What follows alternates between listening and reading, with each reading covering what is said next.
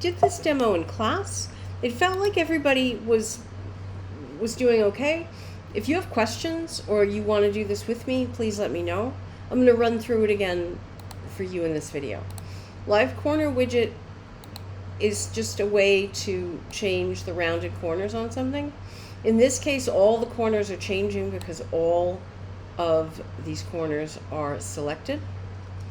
If I go in and with my direct selection tool and just grab one corner, I can just change one widget. See that? If I were to draw a square with my finger on the shift key and then do them all, I can make a circle out of a square. Why you would do that when you have a circle tool, I don't know, but you can do it if you want to. Live corner widget. Cutting and joining paths, I just want you to get you used to the idea that paths are very malleable. You can change them to do whatever you want. So I'm going to switch over to keyline view by hitting Command Y. Let me get this up out of the way. So this is one single path, and then this path inside of here is another path, and it has been set to a compound path. I'll talk about those in class, but just so you know what's going on. This compound path is essentially punching a hole in the middle of this black shape. You can see that it's filled with black if I look at my foreground color. All right, so there's a couple ways I can do this.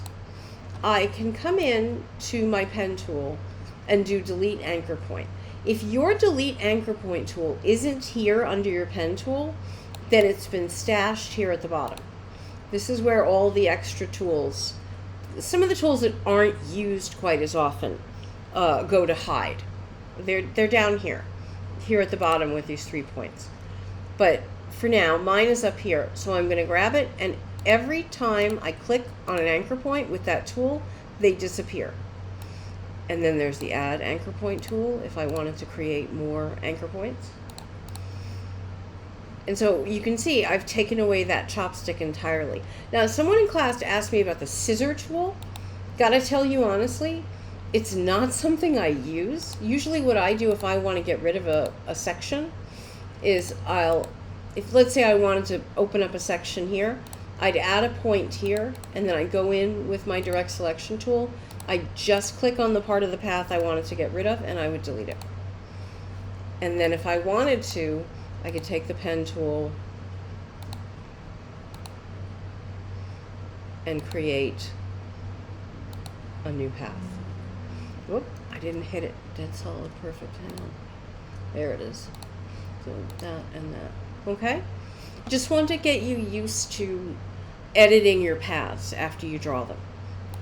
It's very rare that you're going to draw a path perfectly on the first try. You're going to need to go in and edit them. And by the same token, let me go out of this. So this little doggy has a white fill and a black stroke. If I go in and fill him with blue, you can see what's happening is that where the path ends, Illustrator's just going to create a straight line between these two open points. If I want to close those points, I'm going to click, and I'm going to click, and then I'm going to come up here and get my direct selection tool.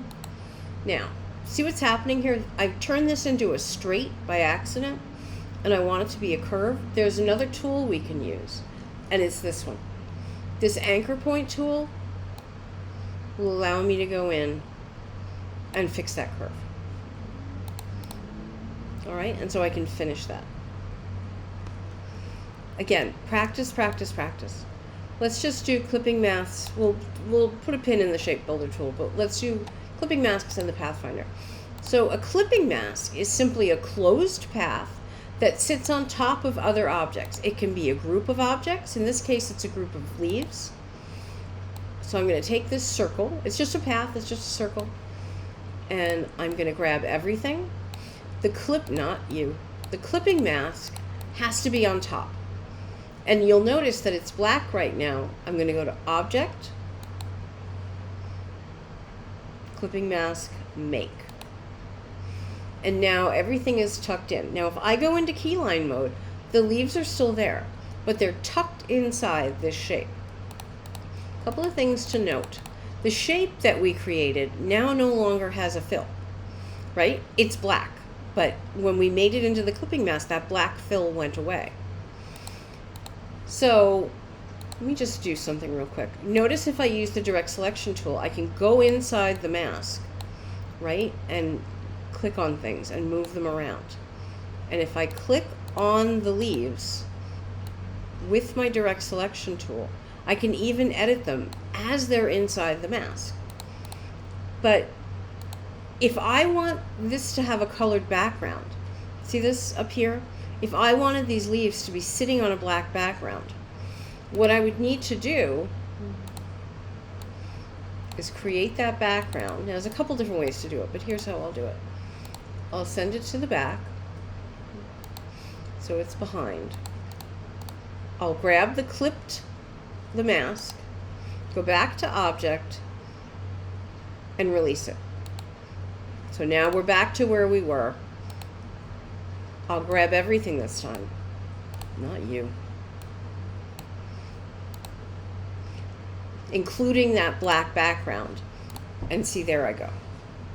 So just bear in mind that a clipping mask has no stroke or no fill. It's busy being a clipping mask. It can't have any characteristics, and it has to be on top. It's got to be on top of every item that you want to clip. And in class, I was like, why is this cherry here? This is an example of a clipping mask. If I go into here, you can see that I've used the clipping mask. So what you're looking at here, I have this highlight that I can push outside the edge of the clipping mask. I have a shadow that, again, is being clipped. I have an inner shadow. And then there's another cherry. Let me do this. See this?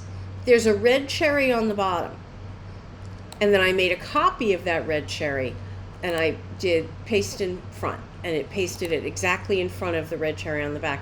And that's the clipping mask. So it's like a little sandwich, and the two cherries are the piece of bread. One has a fill, the red fill, the other one is the clipping mask. And all of the shadows are in between, like this little shadow. See how when I drew this, I didn't care. I just drew this huge thing. It goes right outside of the cherry, and I clipped it so that I get a nice clean edge. It's an easy way to add texture. I did the same thing here. If I go back into my key line, this is the shadow. This dark part of the stem is here. See, I can move it if I want to create the shadow underneath the stem. All right. Last one is the Pathfinder tool. Again, this is going to be an easy way for you to create shapes. One of the first things I'm going to ask you to do is look at your sketches and try and identify things that you can at least start with the shape tool to create. So let's say, for example, you had a moon and you wanted to create a moon. Well, if I grab these two things, I could use this one to create a moon, right? I'm sorry, I'll go in order. So the first thing we can do is to create more shapes. The next thing we can do is to delete the front shape from the back shape.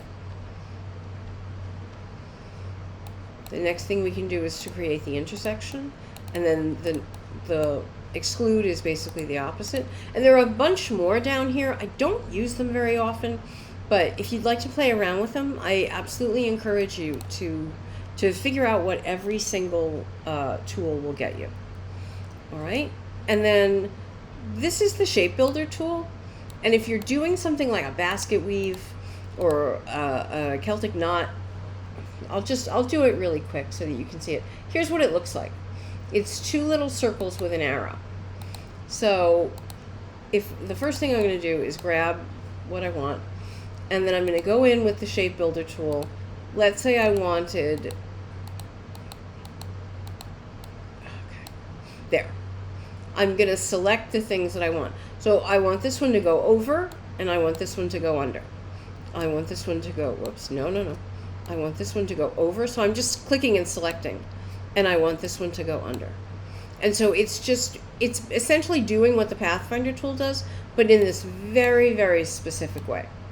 So if you're doing something like this, where normally back in the day, we'd cut this by hand, and a pain in the behind it would be.